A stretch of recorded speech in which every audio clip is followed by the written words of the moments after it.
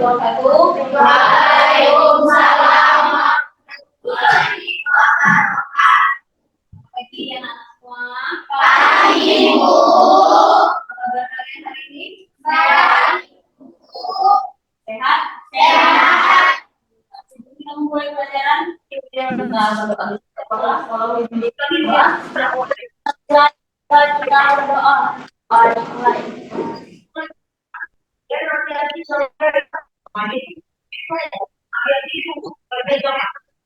Doa selesai. Oke, sebelum kita mulai materinya, ada yang tahu kita hari ini mulai materi pelajarannya tentang apa? Maksudnya Islam itu apa? Oke, maksudnya Islam di Indonesia. Ada yang bisa menjelaskan sedikit tentang maksudnya Islam di Indonesia? Ada yang bisa? Ayo. Sedikit saja. Oke, Islam ini masuk dari jalur perdagangan. Islam masuk dari jalur perdagangan.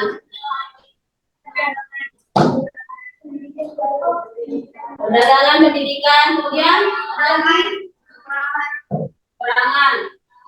Kelompok sini. Oke, jadi hari ini kita membahas tentang maksudnya Islam di Indonesia. Sebelum kita membahas lebih lanjut, kalau pertemuan kemarin kita membahas tentang apa? Hindu dan Buddha. Akulturasi budaya Hindu dan Buddha. Kalau ibu ulang sedikit tentang Hindu Buddha, bisa? Dan kita kira-kira apa salah satu contoh peninggalan Hindu Buddha yang pernah kita bahas minggu kemarin? Candi. Candi itu peninggalan apa? Kerajaan. Apa lagi? Masjid. Masjid. Hindu Buddha, bukan Islam. Ada lagi yang bisa?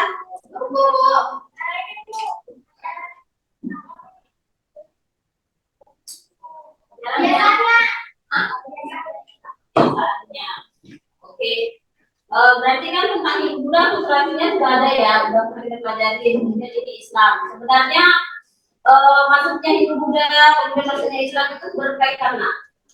Apa yang biasanya berkaitan itu peninggalannya.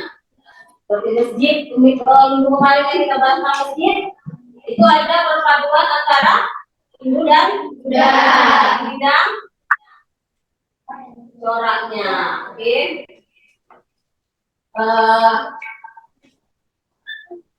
Tujuan pembelajaran kita hari ini adalah membahas tentang masjid Hindu Buddha. Sebelum kita membahas lebih lanjut, itu mau mulai video.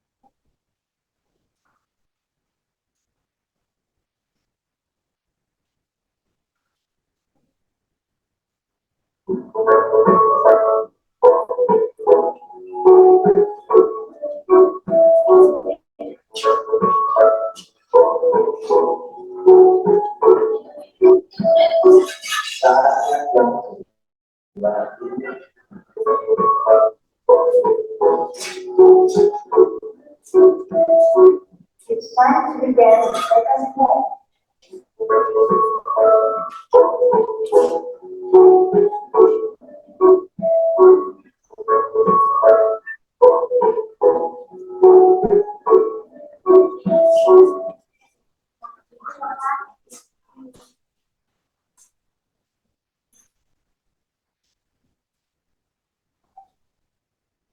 Oke, kita lihat dulu fokusnya. Sebelumnya, dengan video kasih dulu lembar LKPD. Jadi lembar LKPD ini, kegiatan kita hari ini adalah membahas tentang masuk dan berkembangnya Islam di Indonesia. Apa yang bakal kita bahas? Teori masuknya, kemudian jalur Islamisasi. Jadi sambil menunggu video kita ini muncul kembali, untuk kelompok sudah ditentukan ini ya. Sudah ya, berapa kelompok ini jadinya? 1, 2, 3, 4. Satu kelompok dibagikan 1 lembar. Untuk materi yang Ibu kirimkan tadi malam melalui browsing sudah dibaca.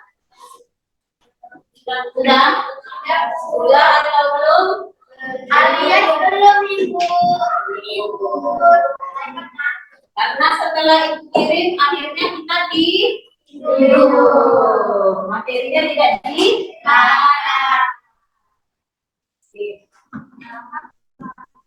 dengar semua nomor KPD-nya? Oke. Di situ ada permasalahan, pertanyaan. Kita membahas tentang maksudnya ibu dan bunda. Coba dibuka dulu materi yang Ibu kirimkan tadi malam. Coba dibuka kembali materi yang Ibu kirimkan tadi malam.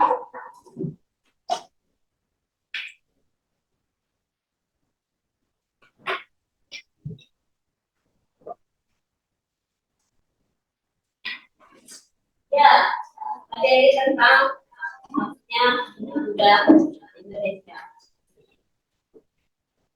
Oke, sudah dibuka? Sudah? Ada yang sudah baca materinya? Ada yang sudah membaca materinya? Siapa yang bisa menjelaskan sedikit materi yang diberikan tentang teori? Teori maksudnya Islam Indonesia ada apa? Yuk, siapa yang bisa jelasin? 1, 2, 3, 4.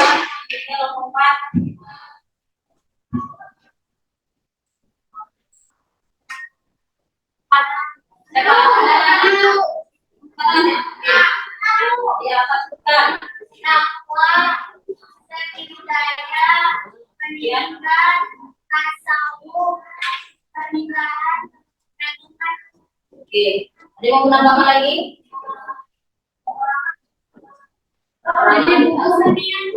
Senian. Ada lagi? Oke. Kalau untuk jalur Islamisasinya, ada yang bisa dijelaskan? Laut. Kapal. Ini kelompok ini?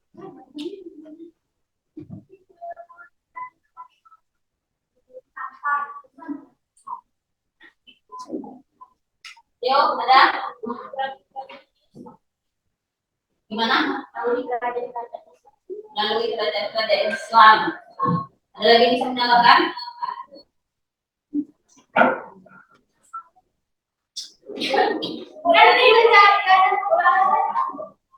Jalur Islamisasi, maksudnya Islam Indonesia. Perdagangan, pelayaran, terus kemudian oke, harusnya kita harus tadi menampilkan video sedikit jadi ada kalian paham. Jadi ini ya, ini di lembaga KPD ada pertanyaan atau permasalahan. Jadi setiap kelompok itu membuatkan beberapa pertanyaan, minimal 2 pertanyaan kalian buat di lembaga KPD. Nampak ya lembaga KPD-nya nak? Oke, udah. Kemudian apa permasalahannya? Apa yang mau kalian bahas? Apakah tentang teorinya atau tentang jalur Islamisasinya? Oke, paham sampai sini? Oke. Kemudian untuk hari ini kita presentasi ya, dari hasil yang kalian buat di lembar LKPD itu nantinya akan dipresentasikan. Kemudian lihat di sini ada jadwal pembuatan tabel analisis. Lihat nah.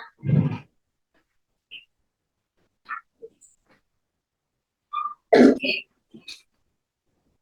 Waktunya yang Ibu berikan untuk kalian membahas ini adalah sampai dengan jam 8 berapa ya? 8.20 ya. 8.20 kita selesai, kemudian kita presentasikan. Oke.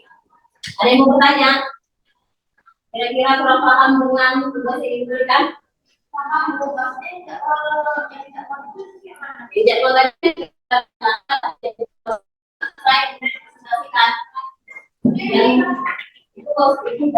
ini yang masalahnya yang presentasi ini kalian tahu apa yang mau dipresentasikan?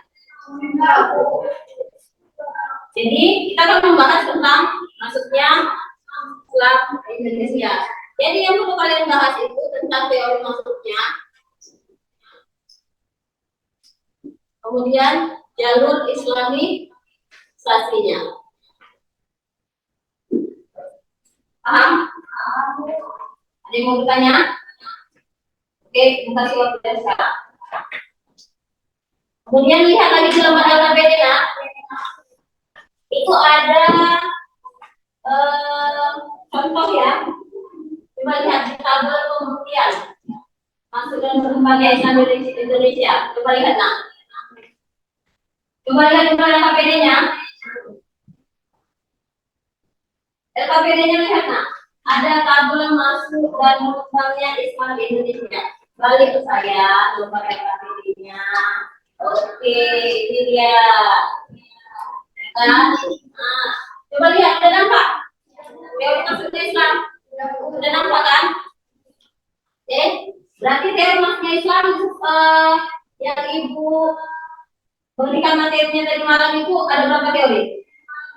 Coba lihat. Saya bisa sebutkan. Teori ya, teori masuknya. Teori sama jalur Islamisasi beda.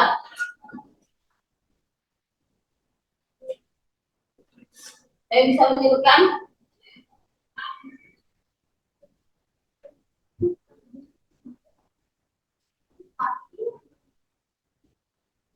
Ada berapa analisa?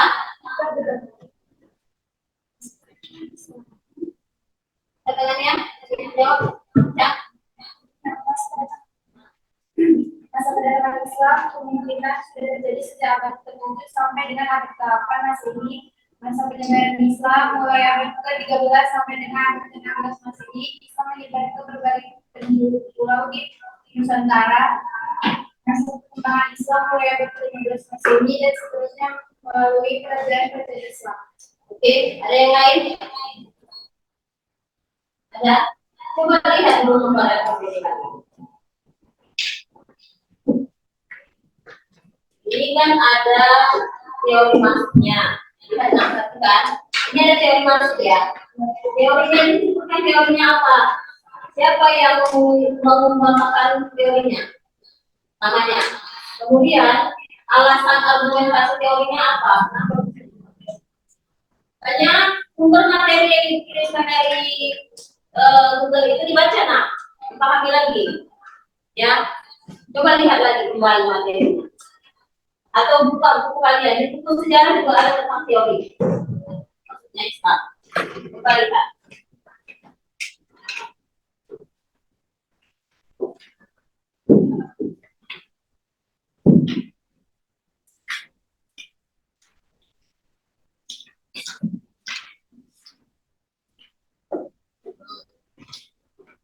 Siapa yang bisa menyebutkan? Buku ada? Yang menanya? Teori. Yang namanya? Oke. Teori bicara. Kemudian? Kerja. Itu yang dimasukkan yang LKPD yang lembar pertama tentang teori. Kemudian ada satu pembuktian di sini itu jalur islamisasinya. Ya, lihat lagi kembali materi yang diberikan. Ada jalur islamisasinya itu beserta contohnya. Oke, bisa dikerjakan sekarang ya. Kasih waktu tadi sampai jam 8.20. Ya, nanti kita langsung presentasi. Mona.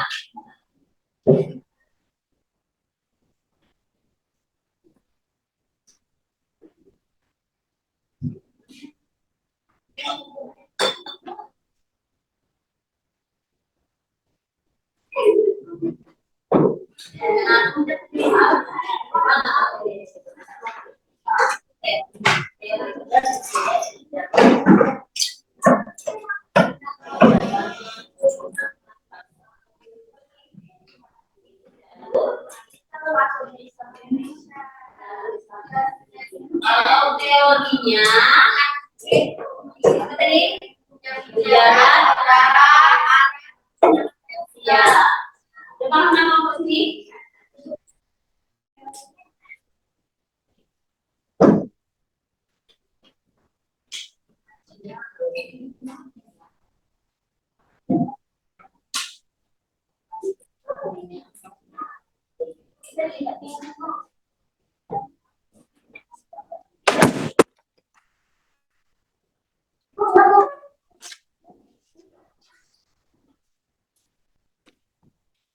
Kerjakan.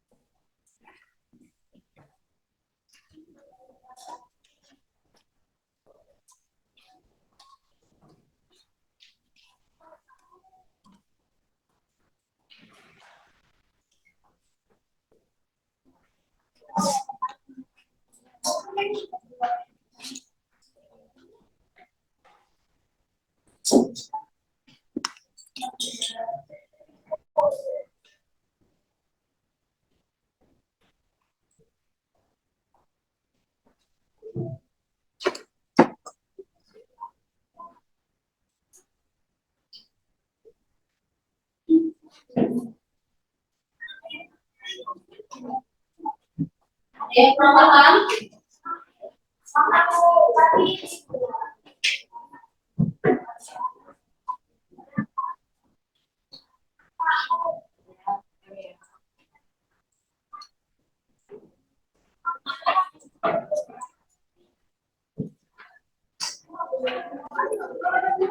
Kalau ada yang kurang mengerti boleh ditanya.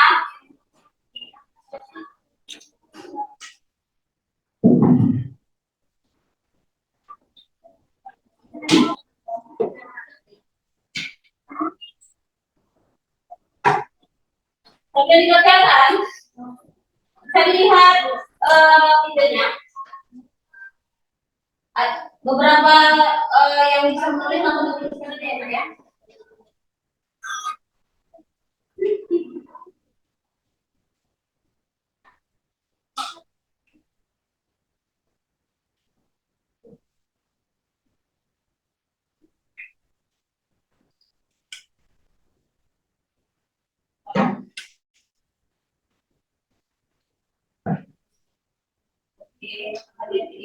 Oke,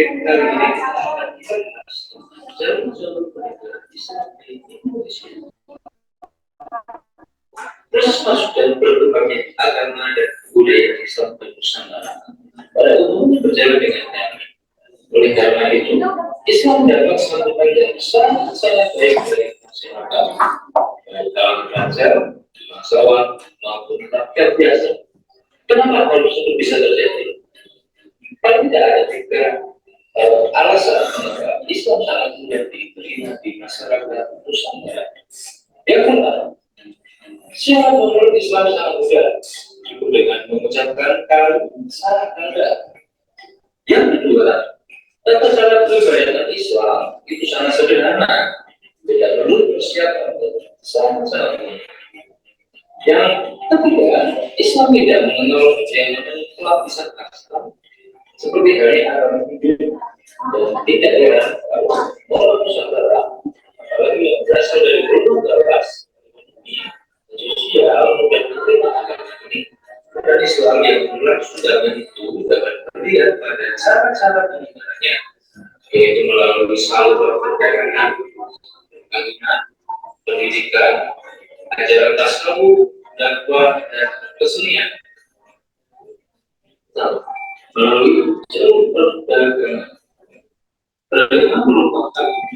penyebaran Islam. Bahkan dapat dikatakan sebagai jalur utama penyebaran awal Islam.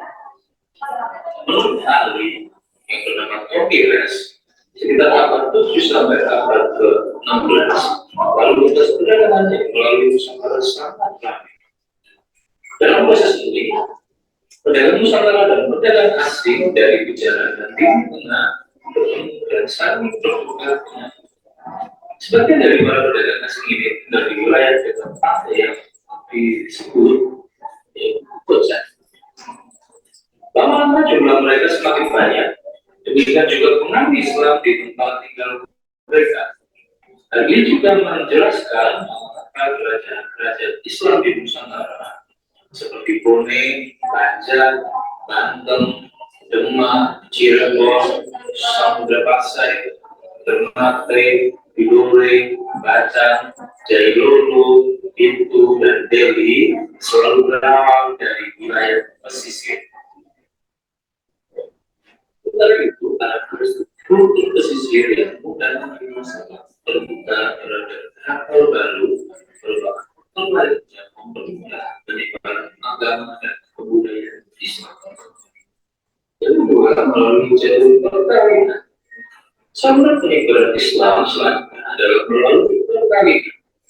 Pedagang dan juga keluarganya menikah dengan perempuan pribumi, putra putri para bangsawan, dan bahkan dengan anggota keluarga kerajaan.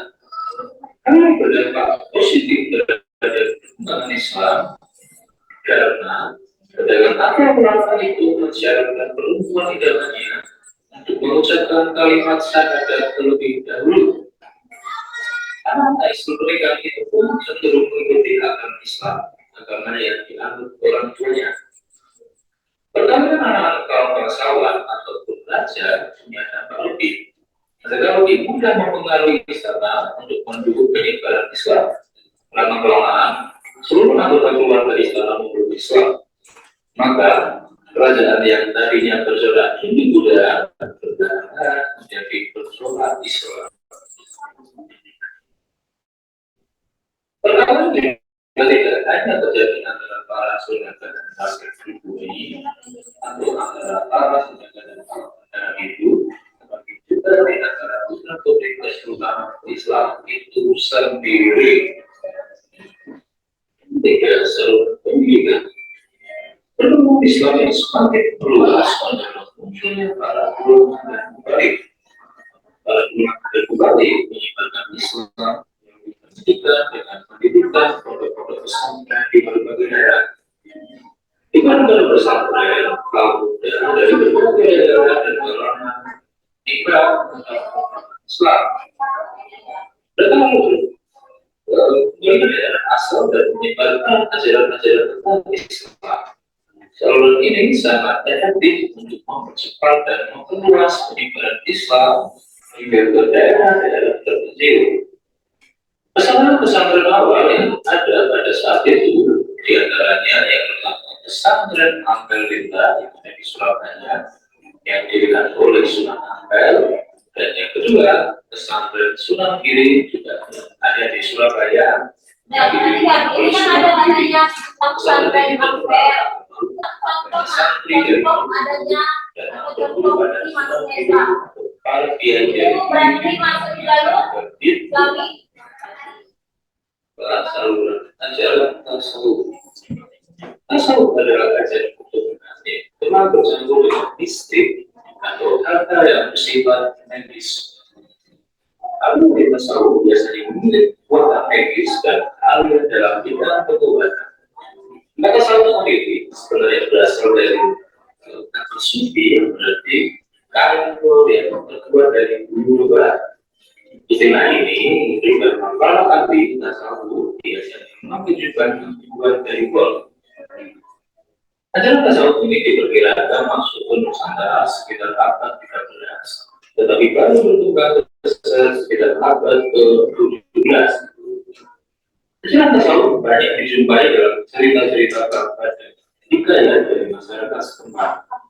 Ajaran ini sudah berkembang, sangat-sangat mudah berkembang. terutama di Jawa karena ajaran Islam melalui tasawuf mengupdate mereka masih berorientasi hidup. Dalam tasawuf Islam yang dikenalkan menunjukkan kesamaan dengan alam pikiran orang-orang Jawa Hindu, Siwa, dan Buddha. Melalui saluran akhlak, penyebaran Islam tidak dapat dilepaskan dari peran para wali. Ada 9 wali yang menyebarkan Islam dengan cara berdakwah yang disebut juga dengan Sultan Wali Songo. Mereka dikenal telah memiliki ilmu serta penghayatan yang tinggi terhadap Islam. 9 wali itu yaitu yang pertama Sunan Gresik, kedua Sunan Gunung Jati, yang ketiga Sunan Ampel, yang keempat Sunan Giri, yang kelima Sunan Bonang, yang keenam Sunan Kudus, 7 Sunan Kalijaga, yang kedelapan Sunan Muria, dan yang terakhir Sunan Derajat. Mereka mempunyai ciri khas masing-masing untuk menyebarkan agama Islam.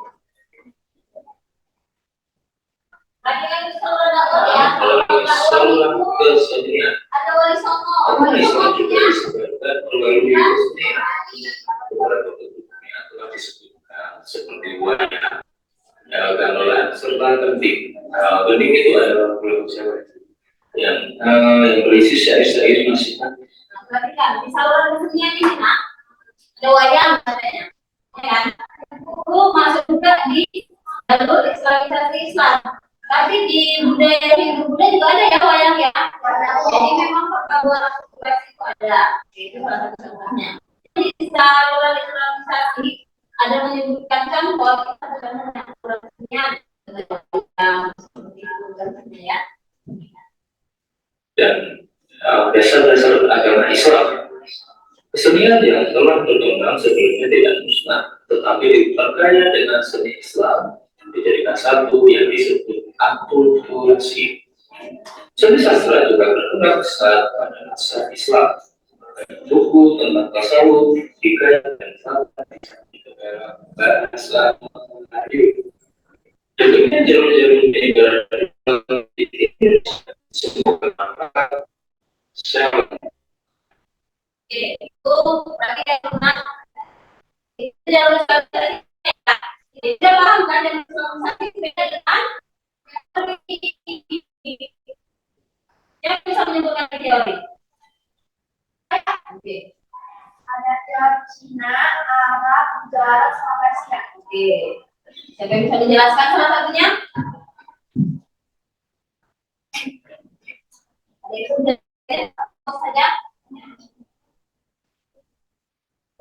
Kalau misalnya sendiri, menurut kita teori itu adalah teori masuk Islam terus sementara di bawah Kalijaga.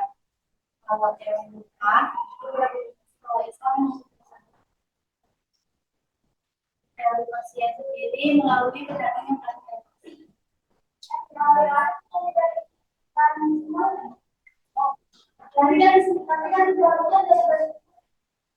Tapi yang di buku yang kami baca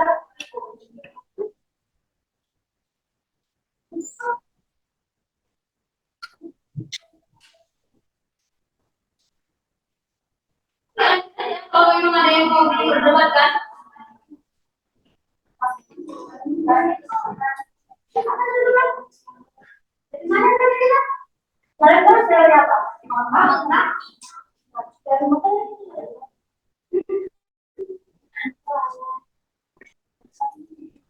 Apa yang tadi disebutkan Bu teori? Siapa bisa dibuka lagi? saya ada empat teori ya Bu. Terus nanti kita Dalamnya masih tiga Bu. coba sebutkan ulang. Darat, Arab, Cina.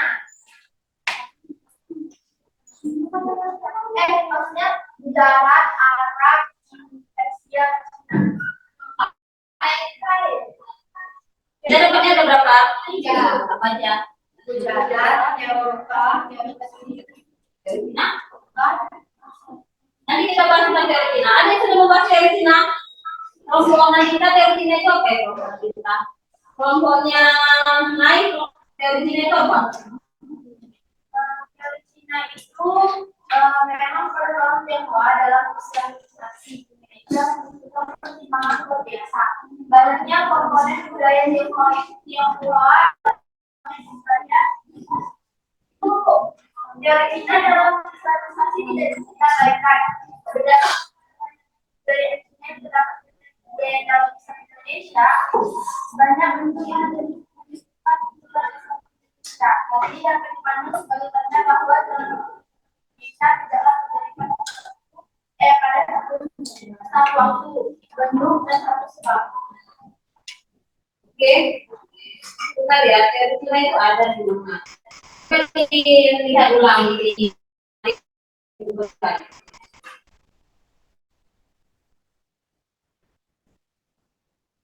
kita lihat dulu di video ini tentang teori maksudnya Itu pada video kali ini kita akan belajar tentang teori datangan Islam ke Nusantara. Sebelum kita membahas teori-teori tersebut, dapat kita ketahui bahwa Indonesia termasuk ke dalam salah satu wilayah yang letaknya cukup strategis. Wilayah Indonesia banyak dilalui oleh para pedagang yang berasal dari Timur Tengah, India, Malaka, dan sebagian besar para pedagang tersebut menggunakan Islam. Inilah yang berperan penting dalam proses masuknya agama Islam di Indonesia. Indonesia, setiap Islam di Indonesia itu bisa dirasakan. Yang pertama itu dari hasil merasa tentang Islam bisa masuk di Indonesia. Siapa yang membawa agama Islam untuk pertama kalinya? Dan juga kapan ya Islam itu masuk ke Nusantara atau ke Indonesia. Dari beberapa tersebut, kedatangan Islam di Indonesia menunjukkan berbagai teori. Mari kita bahas video ini.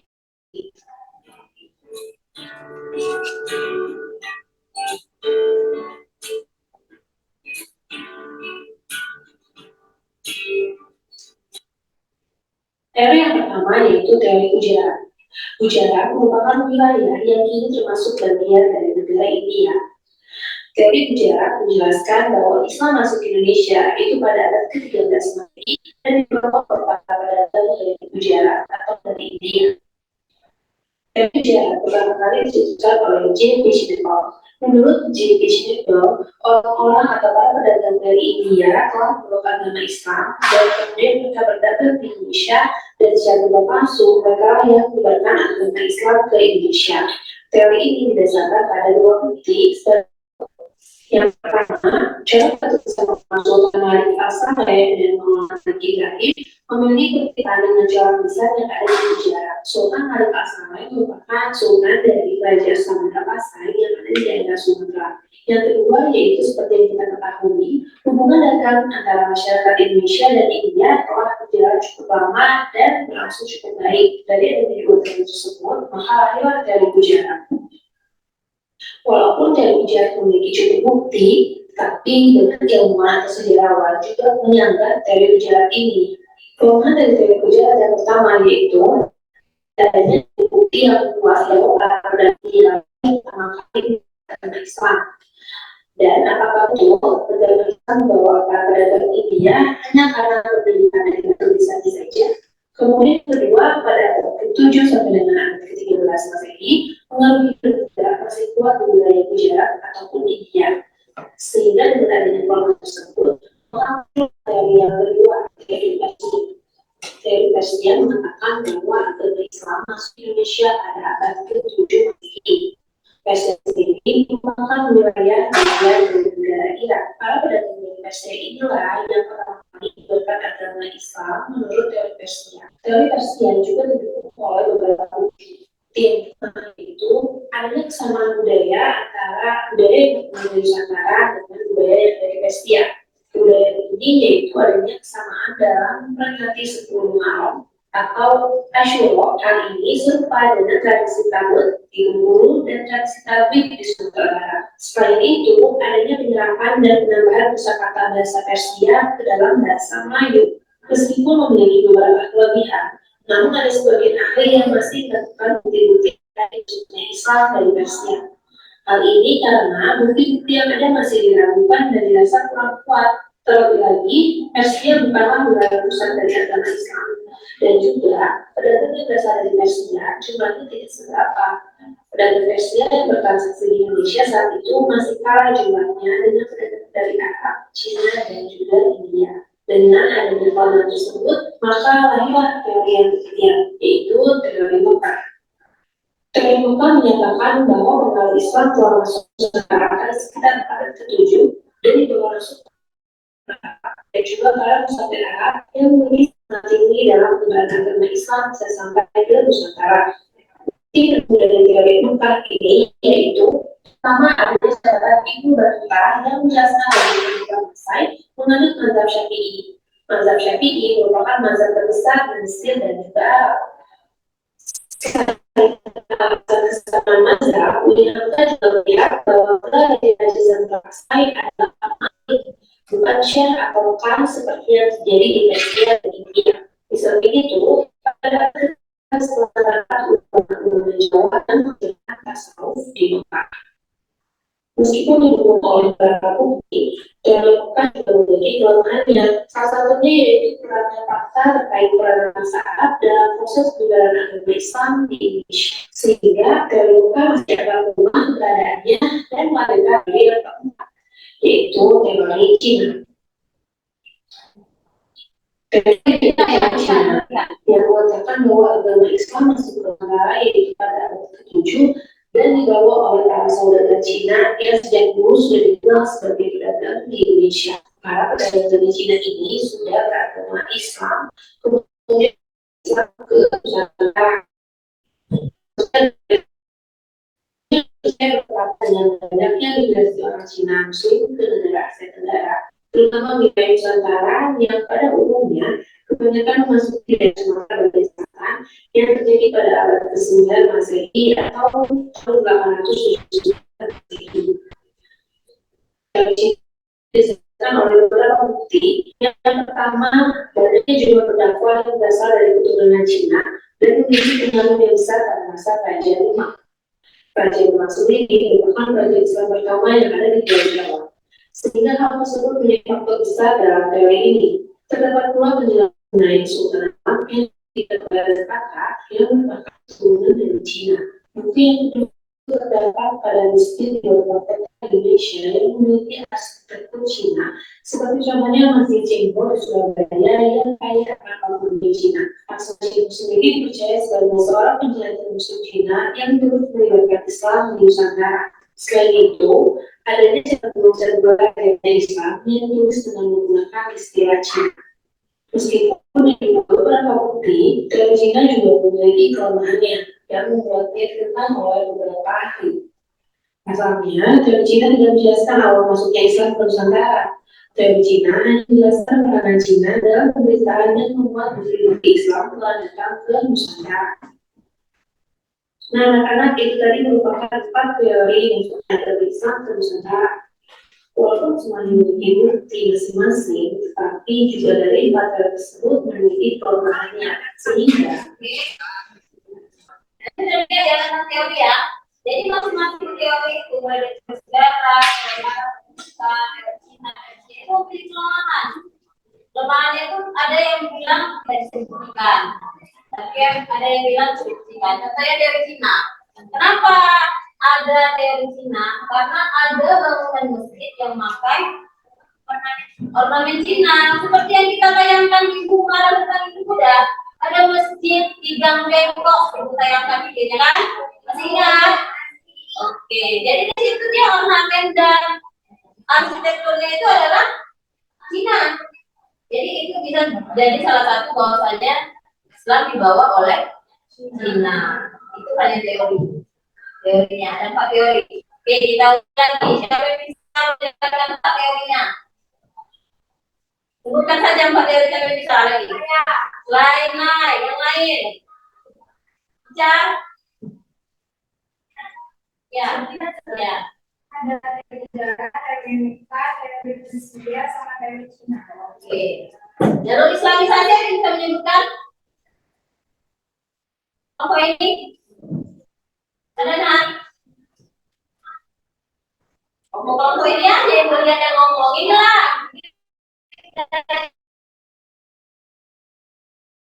Nanda, jangan lupa sanitasi. Putri. Untuk perdagangan, perlawanan, kepemilikan, tasawuf, dakwah, dan kesenian. Oke, ada berapa? Nah, Oke, sudah selesai? Belum ada yang mau tanya lagi?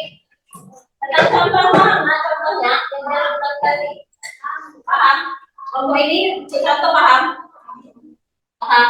Kelompoknya Nanda, Una, paham? Paham semua ya?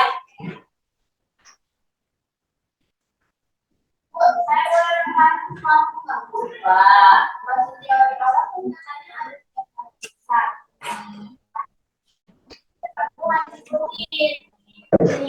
apa bukan?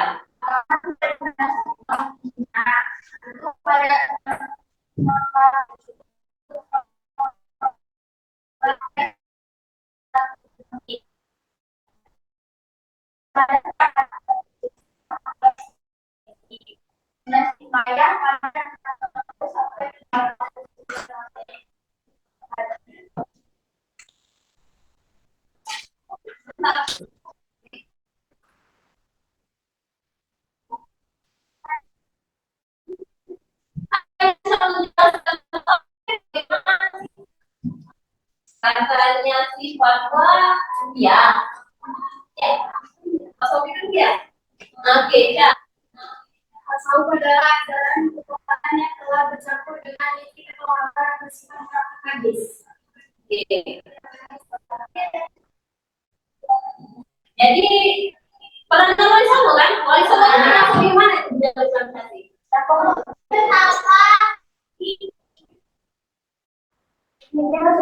Wali songo sembilan wali itu masuk mana Pak tahu? Kalau itu kan sebenarnya ajaran. Jadi wali ini menguasai ilmu tahu, menguasai ilmu yang berbau. Iya, dari ilmu tasawuf tersebut. Wali songo itu kan kalau misalnya kita kaji, dia bisa ya kan? Kemudian dia bisa apa? Ya, seperti itu. Jadi mereka kajian ilmunya lebih tinggi. Tasawuf itu mereka yang menguasai ilmunya. 9 wali songo. Siapa yang bisa menyebutkan 9 wali songo? Ini ya oke. Sunan Gresik, Buat apa? Sunan Gresik, Sunan Jati, Sunan Ampel, Sunan Kalijaga, dan sebagainya. Lagi lanjutkan. Dan Oh, satu lagi Bu, Sunan Gresik. sudah selesai dari sekitar nanti. Jangan.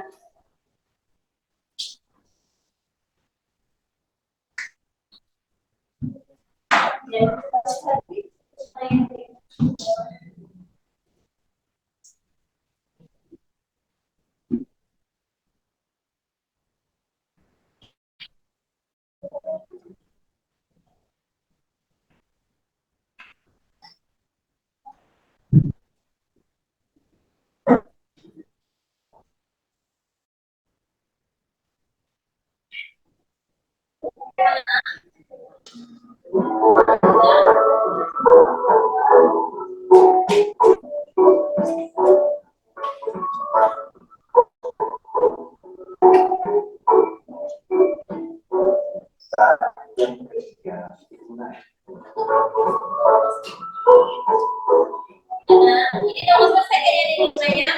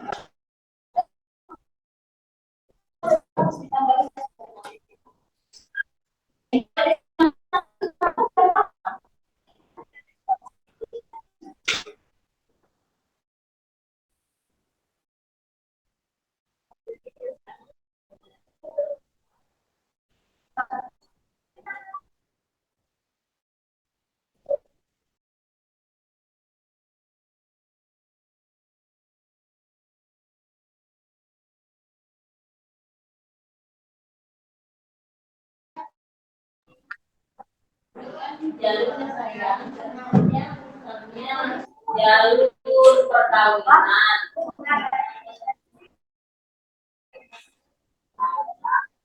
Jalur perkawinan itu seperti tempatnya nilai asal.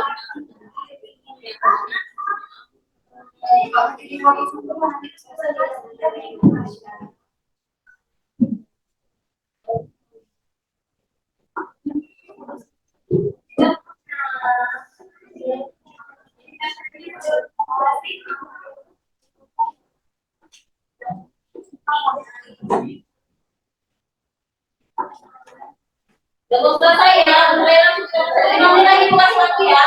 9 kurang 10 ya. Udah kelas itu sudah masih enak.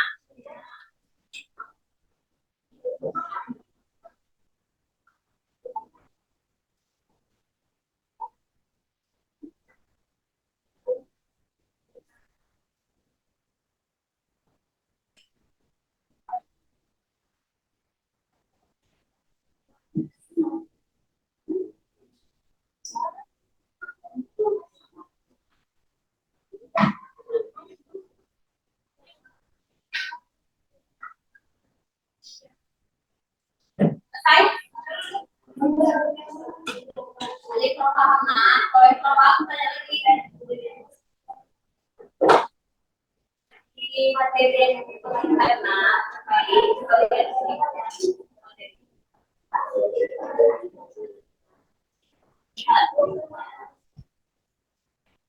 di materi ini.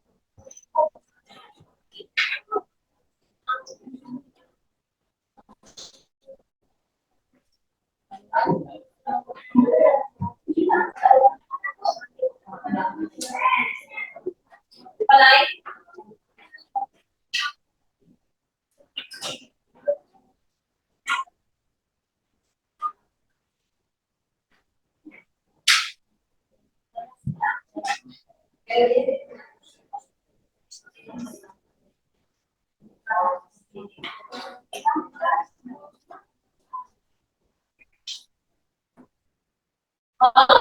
Kalau lihat tiap bulan bisa ditarik di belakang aja ya. Oke.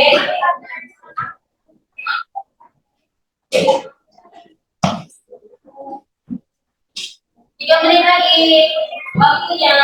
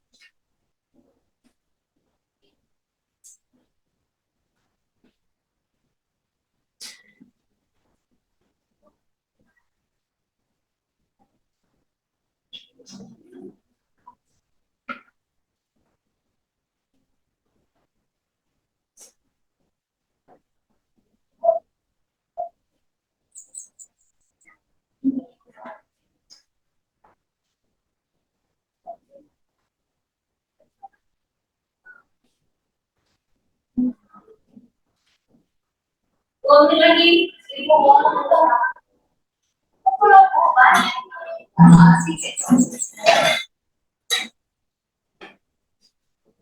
Nanti ke depan tinggal menjelaskan saja teori apa, teori Persia, teori ini yang merupakan ini yang sudah selesai.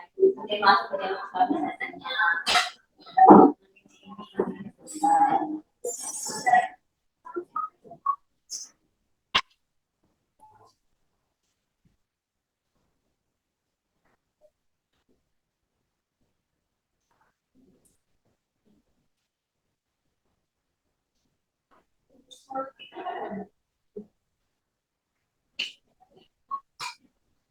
Satu menit lagi.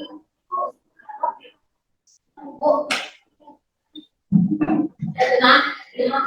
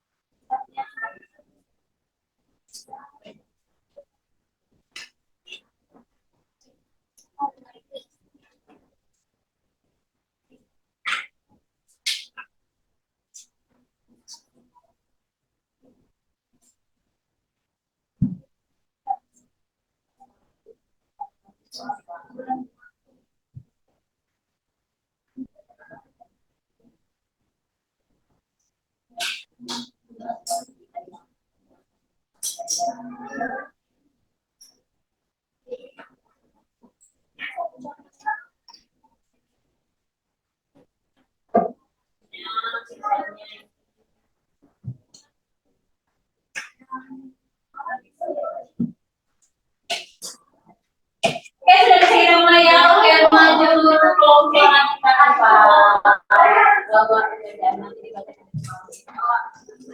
Tekan kelompok.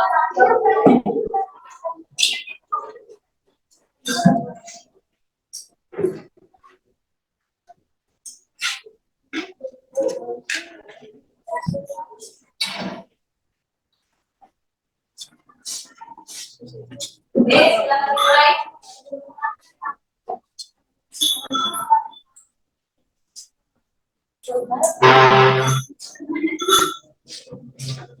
Oke, sudah mulai.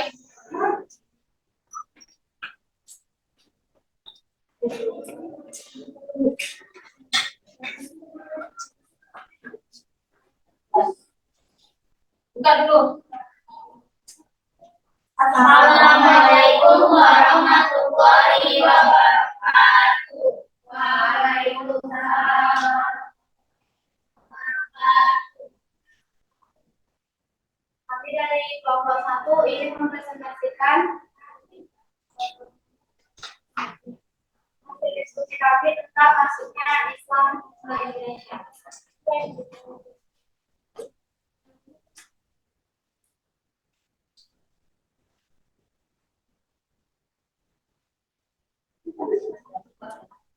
Dari masuknya Islam dari sejarah.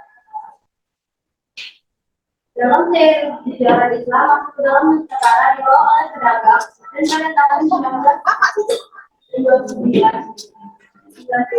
banyak beragama Islam serta telah.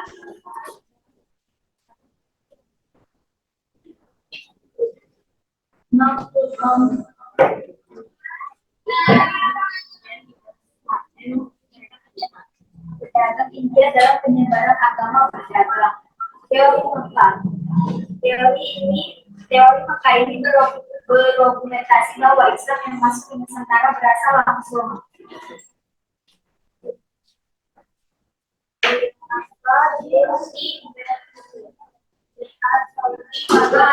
kesamaan mazhab di Arab dan di Indonesia yang memakai mazhab tapi juga adanya dua raja-raja.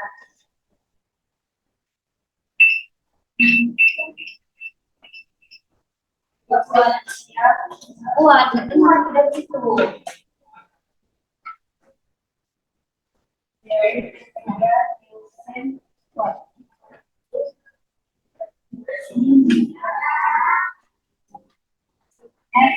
Ini adalah adanya perjalanan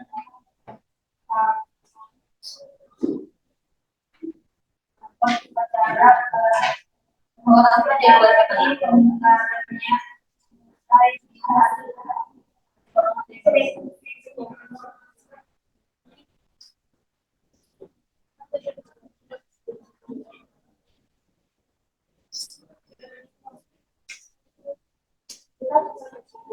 teori Cina bin anti lokal.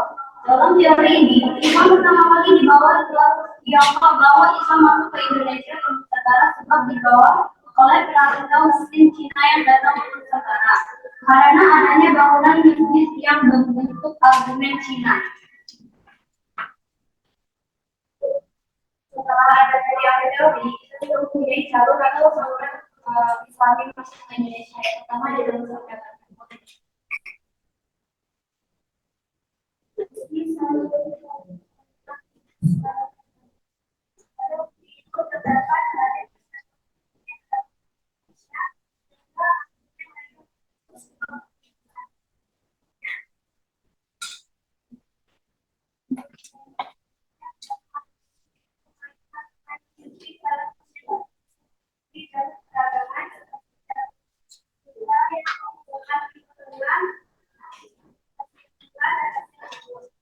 Yang kedua ada jalur perkawinan.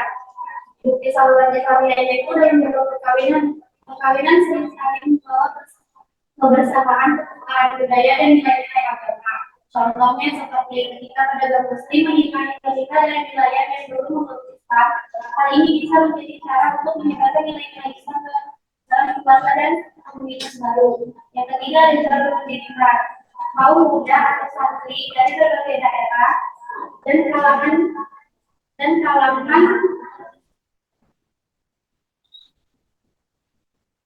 mengikat pengetahuan dengan Islam di pondok pesantren, contohnya pondok pesantren ataupun contohnya pondok pesantren atau desa dan pesantren sendiri.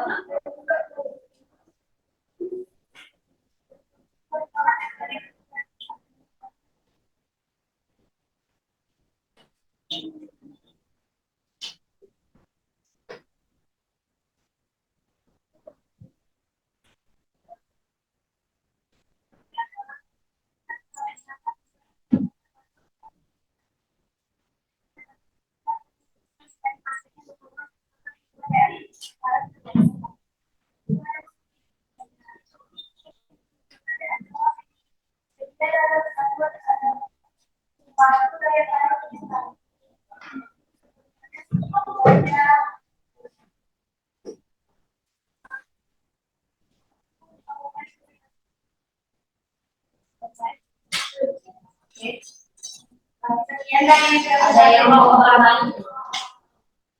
Ada yang bertanya? Ada yang mulai bertanya, nak? Ya? Ya? Oke, cukup. Kami melakukan apabila ada kesalahan kata.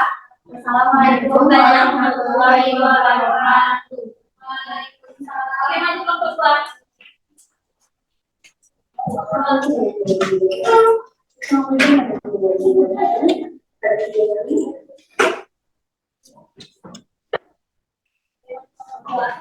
Tanya ya. Kemudian jawabnya, kemudian tempatnya, sudah.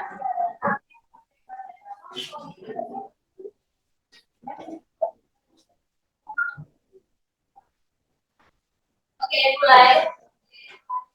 Assalamualaikum warahmatullahi wabarakatuh. Pagi dari kelompok 2 presentasikan kami mengenai masuknya Islam ke dalam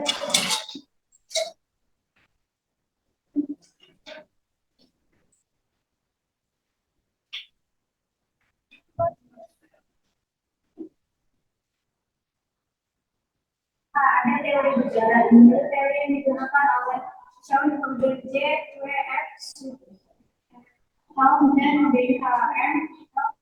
Ini adalah Islam masuk ke Nusantara sekitar 17 Setelah itu ada teori lokal. Menurut teori ini digunakan dunia dan J. Teori ini pengaruh Islam telah masuk ke Nusantara sekitar dibawa oleh dunia Arab.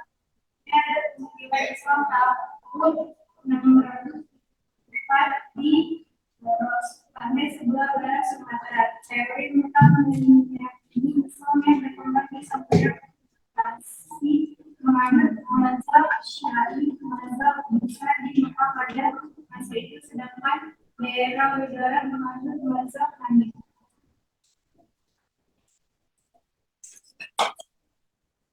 Teori yang digunakan oleh Muslim imigran ini Islam masuk ke Indonesia oleh orang-orang Rusia sekitar abad 13. Bukti pendukung teori ini adalah upacara upacara takut, upacara memperingati pembentukannya rutin itu habis mulai di Bengkulu dari Sumatera Utara tanggal 10 Muharram atau Suro.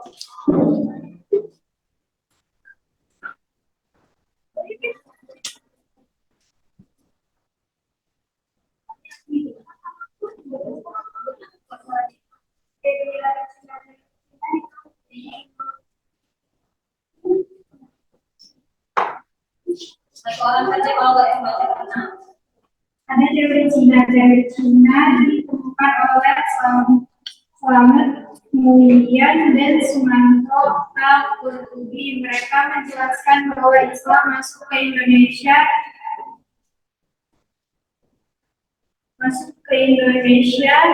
disebabkan dibawa oleh perantau Muslim Cina yang datang ke Nusantara. Tanya perpindahan orang-orang Cina dari catatan ke Asia Tenggara, khususnya Palembang pada abad 809. Adanya masjid dengan undang-undang Jawa. Raja pertama adalah Raden Lata yang berasal dari Kesultanan Cina. Dua raja-raja Demak yang ditulis menggunakan istilah Cina.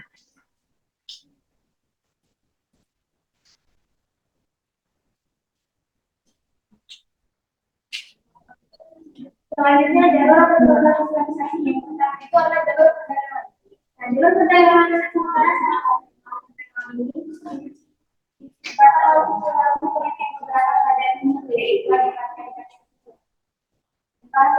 musim banyak menetap di beberapa pelabuhan dan dibentuk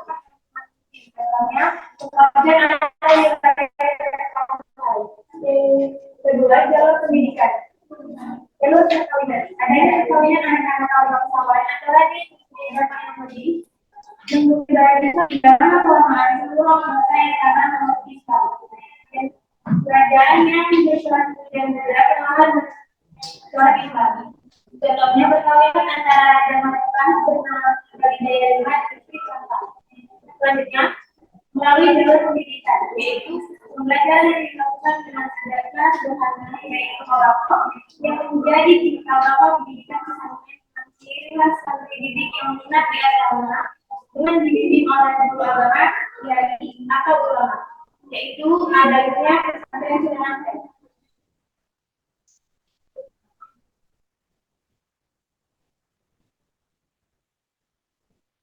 Yaitu para ahli tasawuf biasa memakai jubah yang dibuat dari wool dan kasusnya antara sekitar abad 13 dan akan tetapi baru berkembang pesat sekitar abad 17. Jalur dakwah penyebaran Islam tidak dapat dilepaskan dari para wali yang menyebarkan Islam dengan cara berdakwah. Contohnya adanya wali atau wali. Kesenian. Contohnya seni bangunan, seni pahat, seni ukir, seni tari, seni sastra. Contohnya ada seni tabuh, semak. Sekian dari kelompok kami, lebih kurangnya mohon maaf. Assalamualaikum warahmatullahi wabarakatuh. Waalaikumsalam. Bagaimana kelompok 3? Pintar aja ya, Nak ya.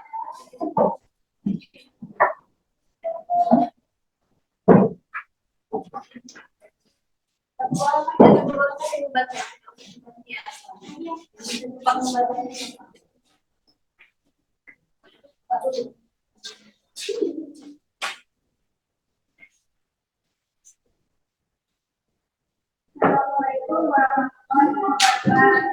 Waalaikumsalam warahmatullahi wabarakatuh. Kami dari Islam dan saudara.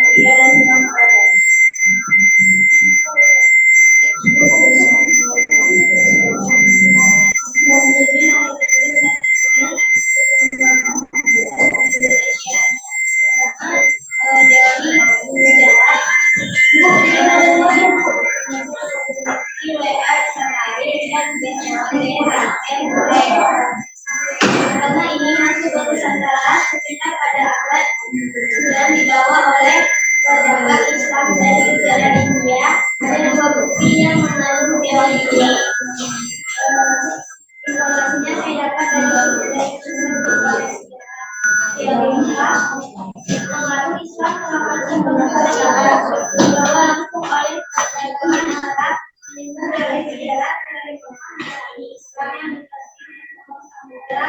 hasil mengenai mazhab Syafi'i mungkin adanya kemungkinan Islam tahun 1994 teori dari pelajaran Indonesia yang baru masuk oleh orang-orang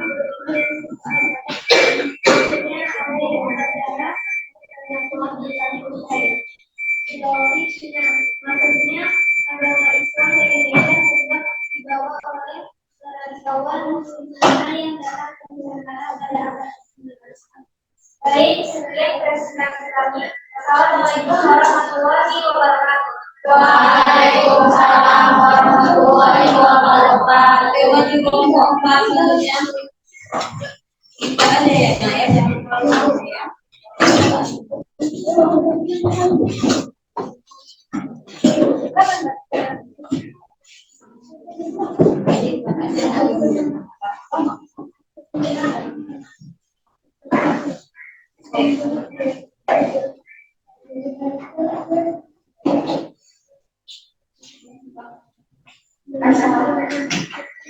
Assalamualaikum warahmatullahi wabarakatuh.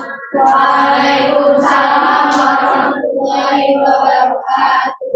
Kami dari Agama Pancasila masih diskusi kami mengenai masuknya Islam dan Indonesia. Pertama, kami akan bahas teori. Pertama ada teori sejarah. Teori sejarah ini ditemukan oleh Satu, adanya realitas yang dalam anak-anak menyebabkan satu dua antara Indonesia dan sedang memiliki terus ada teori Mekah. Haji Abdul Malik Rahimahullah asal menjelaskan bahwa menurut beliau adalah yang perdagangan Mekah berlaku kesamaan tiga kerajaan Islam karena dengan seorang Cina, Jaya, Umayyah.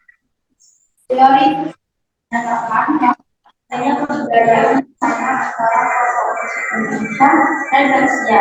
Sebagainya dari itu alam jika syurah terus ini dari ya pada musim Ali terus ada yang Cina dalam masih diabaikan pertanyaannya kembali kenapa ada budaya dalam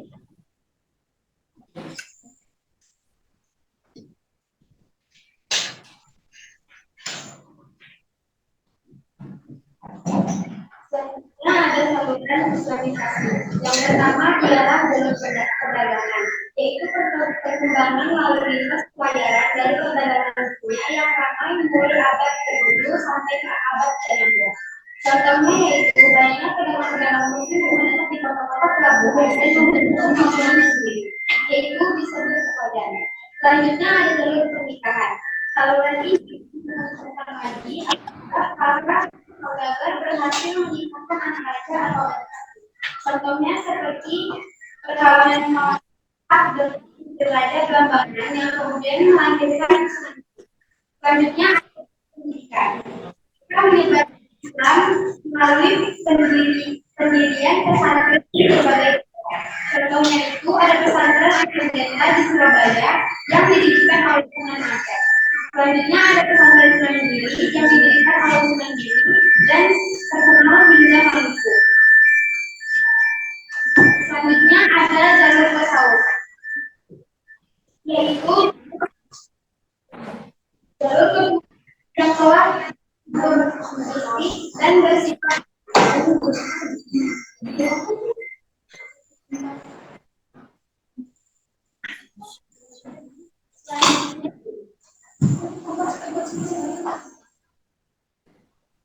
selanjutnya adalah saluran seni budaya.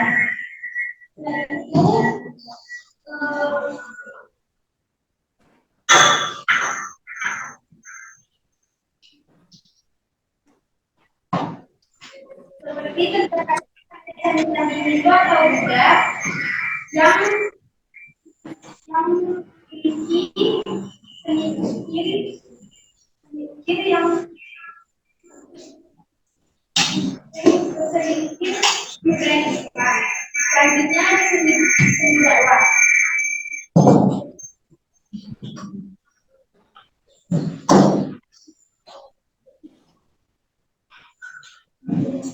Penyebaran diadakan dari peranan pada awal. Ada 9 wali yang menyebarkan Islam dengan cara berdakwah yang disebut juga wali songo. Di antaranya Sunan Gresik, Sunan Gunung Jati, Sunan Ampel, Sunan Giri, Sunan Bonang, Sunan Kudus, dan Sunan Kalijaga dan Sunan. Sekian dari kami. Maaf atas kesalahan dalam kata dan pengucapan. Wassalamualaikum warahmatullahi wabarakatuh. Waalaikumsalam warahmatullahi wabarakatuh.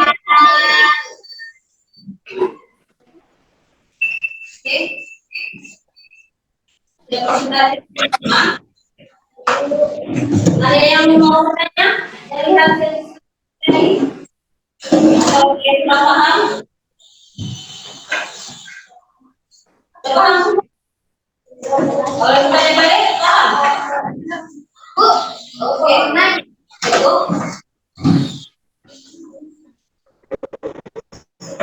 Mengapa dalam peperangan itu yang termasuk klasifikasi? Dalam peperangan tidak? dan organisasi. Dari kelompok ya, dari kelompok satu, kelompok dua, kenapa jalan pertama tidak termasuk ke dalam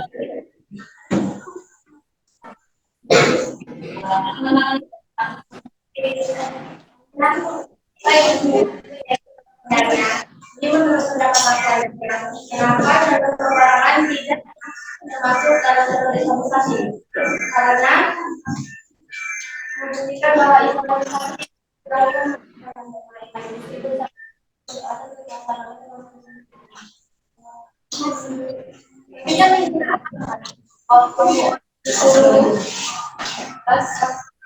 itu berperang dan berperang ya bilangnya ibu tuh ibu kan jelas ibu jelas ya ibu udah iya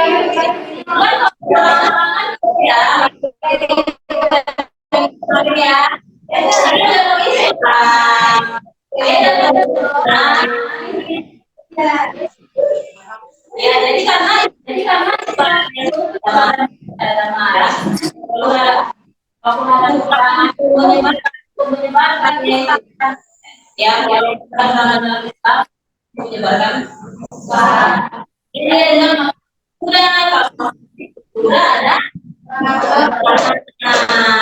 oke naik ada lagi yang mau ditanya ada habis oke mengapa tidak disetujui kebenarannya kenapa dari Cina tidak disetujui bisa jawab ada satu dua tiga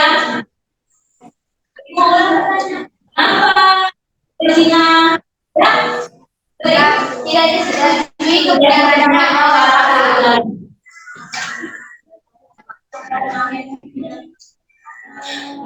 ada senang disetujui sudah tidak diakui kebenaran saya jawab ketiga kedua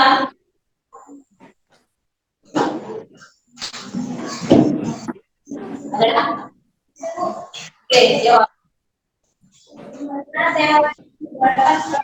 saya mengatakan antara yang dengan bukti-bukti Islam Indonesia yang dipengaruhi oleh budaya Cina. Teorinya mungkin tidak bisa dibenarkan oleh kepala, tapi kalau teorinya jadi memang boleh. Cina,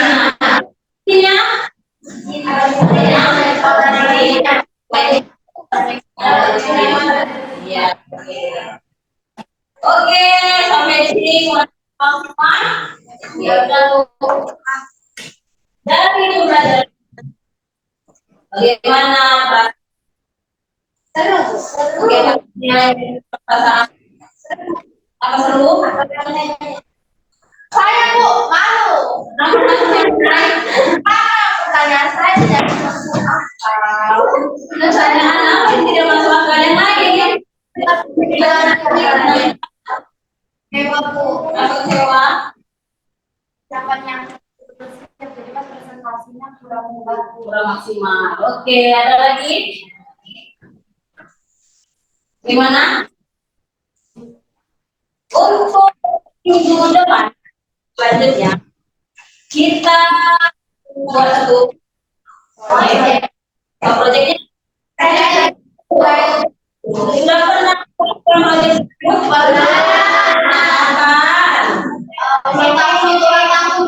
ulang tahun untuk apa ya? Untuk jalan?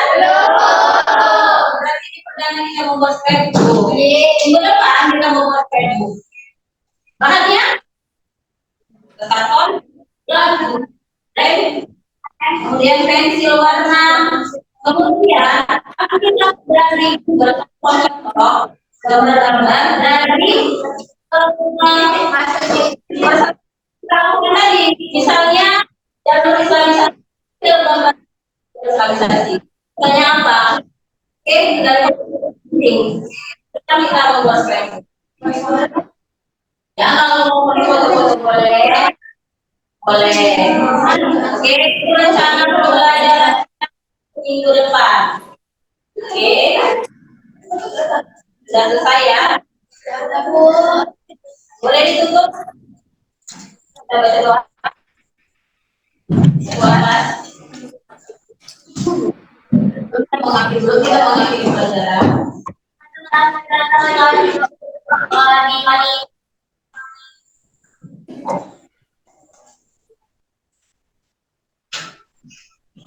Doa.